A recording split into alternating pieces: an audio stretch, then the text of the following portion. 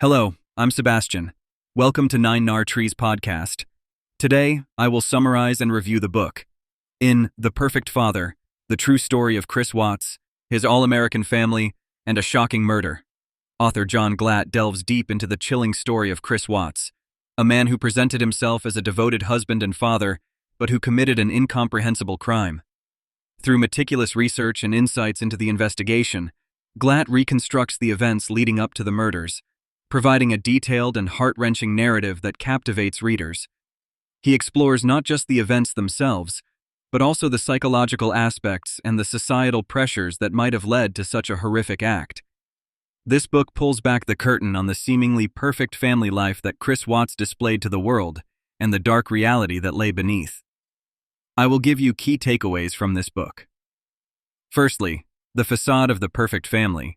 John Glatt's The Perfect Father opens by detailing the seemingly idyllic family life that Chris Watts and his wife Shanann appeared to lead, adorned with the trappings of a comfortable middle-class existence, beautiful children, a lovely home, and active social media presences.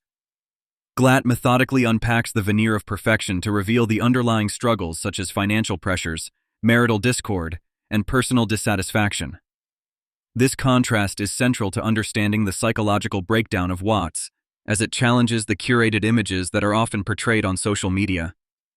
Glatt uses this dichotomy to analyze how outward appearances can often hide deeper personal and familial crises. Secondly, Chris Watts's psychological profile. A pivotal aspect of the book is the psychological analysis of Chris Watts. John Glatt delves into Watts's background, behavior, and the possible psychological triggers that might have influenced his actions. The author consults experts who speculate on signs of narcissistic personality traits, emotional detachment, and perhaps even psychopathy. Glatt explores how these psychological factors, coupled with external pressures, could culminate in a deadly outcome. The narrative examines how a combination of personal insecurities, a desire for a new life, and an inability to cope with stress might have pushed Watts to murder his family, providing a dark insight into the human psyche under pressure. Thirdly, the investigation and revelation. John Glatt provides a gripping recount of the investigation that unfolded following the disappearance of Shanann and her daughters. The book highlights the role of law enforcement, the use of technology like GPS and text messaging, and the crucial confessions that led to Watts's arrest. It discusses the meticulous techniques used by investigators to piece together the timeline of the murders, demonstrating the importance of modern forensic science in solving crimes. Glatt's detailed account of the interrogation of Chris Watts, where he eventually confessed to the murders, serves as a chilling reminder of the capabilities of justice systems to uncover the truth behind a calculated facade. Fourthly, media portrayal and public reaction. Glatt addresses the intense media coverage and public reaction to the Watts family murders, reflecting on the role of media in shaping perceptions of crime. The book explores how the media swayed public sympathy towards the victims while vilifying Chris Watts. This section delves into the court of public opinion, social media's impact on high-profile cases, and the phenomena of trial by media.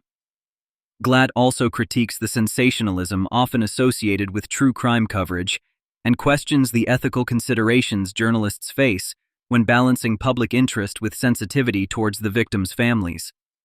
Lastly, the aftermath and implications for society. Finally, Glatt discusses the long-term implications of the Watts murders for the community and society at large. He considers the effects on families of the victims, the trauma experienced by law enforcement and first responders, and the broader societal reflections on marriage, family life, and the masks people wear.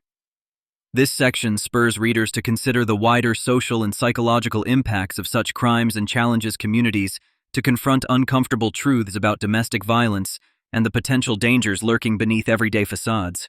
In conclusion, The Perfect Father by John Glatt is essential reading for true crime enthusiasts, psychology students, and anyone interested in the complexities of human behavior and familial relationships. The book not only provides a detailed account of a shocking crime, but also serves as a cautionary tale about the dangers of facades and the deep-seated issues that can fester within seemingly perfect lives. It urges readers to look beyond surface appearances and consider the psychological and social dynamics that can drive an individual to commit unimaginable acts. As such, It provides valuable insights into human nature, justice, and the societal constructs of family and identity. If you would like to support John Glatt, you can buy the book through the Amazon link I've provided in the podcast description. After reading the book, please let me know what you think and share your thoughts. See you around.